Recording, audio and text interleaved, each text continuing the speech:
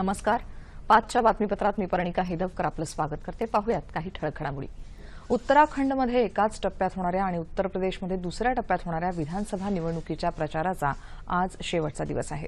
उत्तराखंड विधानसभेच्या 69 जागांसाठी तर उत्तर प्रदेशातल्या 11 जिल्ह्यांमध्ये 67 जागांसाठी येत्या बुधवारी मतदान होणार आहे. निवडणूक होणाऱ्या मतदारसंघांमध्ये निवडणूक आयोगाकडून निवडणुकीची जोरदार तयारी सुरू आहे. पंतप्रधान नरेंद्र मोदी यांनी आज उत्तर प्रदेशातल्या लखीमपूर खीरी इथं प्रचार सभा घेतली. उत्तर प्रदेशचा विकास भाजपाच करू शकते असं सांगत त्यांनी भाजपला मतदान करण्याचं आवाहन जनतेला केलं. आज भाजपा अध्यक्ष अमित शहा फरीदपूर इथं प्रचार सभा घेतली तर सपा नेते आणि मुख्यमंत्री अखिलेश यादव हे बदायूं आणि मोरादाबाद इथं पक्षाच्या प्रचारार्थ सभा घेत आहेत. बसपा प्रमुख मायावती ह्या उत्तर प्रदेशातल्या इटावा आणि उन्नाव इथं प्रचार सभा घेत आहेत.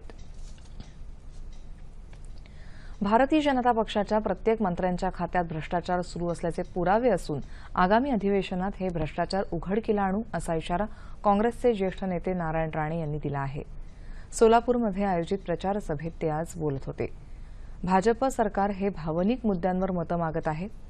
छत्रपती शिवाजी महाराज आणि डॉ. बाबासाहेब आंबेडकर यांच्या स्मारकासाठी सरकारकडे कोणतीच आर्थिक तरतूद नाही. शिवाय आता शिवसेना प्रमुख बाळासाहेब ठाकरे यांचं स्मारक बांधण्याच्याही वल्गना होत आहेत. मात्र स्मारक कधी बांधणार याचं सरकारकडे उत्तर नाही. त्यामुळे सोलापूर महापालिकेची सत्ता काँग्रेसच्या ताब्यात देण्याचं आवाहन राणे यांनी केलं. लातूर जिल्ह्यातल्या जिल्हा परिषदेच्या एकूण 58 जागांपैकी शिवसेना जरी 39 जागा लढवत असली तरी अध्यक्ष निवडताना मात्र शिवसेनेची भूमिका निर्णायक राहणार असल्याचा दावा राज्याचे परिवहन मंत्री दिवाकर रावते यांनी पत्रकार परिषदेत केला. लातूरमध्ये शिवसेना जरी कमी जागा लढवत असली तरी कुठेही कोणत्याच पक्षासोबत छुपी युती केली नाही असं त्यांनी स्पष्ट केलं. आमची भाजपशी युती नाही, केवळ सरकारला पाठिंबा दिला त्यामुळे हे सरकार युतीचं म्हणता येणार नाही असंही ते म्हणाले. रावते यांनी शिवसेनेचा लातूर जिल्हा परिषद निवडणुकीसाठीचा वचननामा यावेळी प्रकाशित केला. तसंच दुष्काळ काळात शिवसेनेनं केलेल्या मदत कार्याची माहिती देणारी पत्रिकाही प्रकाशित केली. नवी मुंबईतल्या दिघा परिसरातल्या अनधिकृत इमारतींबाबत उच्च न्यायालयाच्या आदेशानुसार महापालिका आणि सिडकोच्या वतीनं अनधिकृत इमारती रिकाम्या करण्याची नोटीस बजावण्यात आली आहे.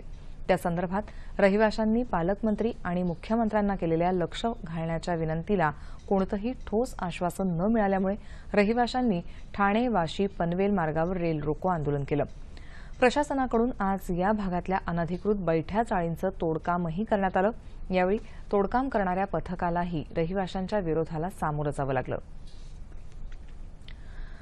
विद्यार्थी देशाचं भवितव्य ठरवतात, त्यामुळे शिक्षणासोबत विद्यार्थ्यांचं चरित्र देखील घडवणं गरजेचं आहे असं मत लोकसभेच्या अध्यक्ष सुमित्रा महाजन यांनी व्यक्त केलं. औरंगाबादच्या शारदा मंदिर शाळेच्या शतकपूर्ती सोहळ्याच्या कार्यक्रमात आज त्या बोलत होत्या. यावेळी महाजन यांनी आजची शिक्षण पद्धती आणि त्यानुसार घडणारा विद्यार्थी याबाबत मार्गदर्शन केलं. तसंच शाळेच्या वयोवृद्ध शिक्षकांचा सत्कार महाजन यांच्या हस्ते करण्यात आला. राज्य विधानसभेचे अध्यक्ष हरिभाऊ बागडे या कार्यक्रमाला उपस्थित होते.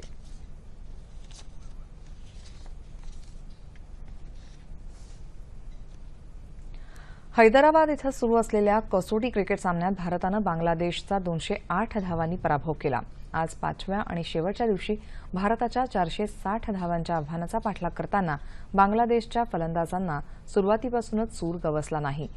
कालच्या 3 बाद 103 वरून आज सुरुवात केल्यानंतर बांगलादेशचे फलंदाज एकापाठोपाठ एक तंबूत परतले. अश्विन आणि जाडेजानं प्रत्येकी 4 बळी घेतले तर इशांत शर्मानं 2 बळी घेतले. बांगलादेशचा फलंदाज महमूदुल्लाच्या 64 धावा वगळता कोणालाही दुसऱ्या डावात अर्धशतकापर्यंतही पोहोचता आलं नाही आणि बांगलादेशचा दुसरा डाव 250 धावांवर आटोपला.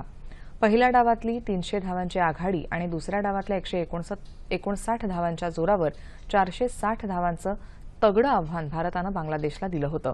द्विशतकी खेळी करणारा कर्णधार विराट कोहलीला सामनावीर म्हणून घोषित करण्यात आलं. आणि याबरोबरच हे बातमीपत्र संपलं. पुन्हा भेटूया संध्याकाळी 7 वाजता आपल्या सह्याद्री वाहिनीवर. नमस्कार.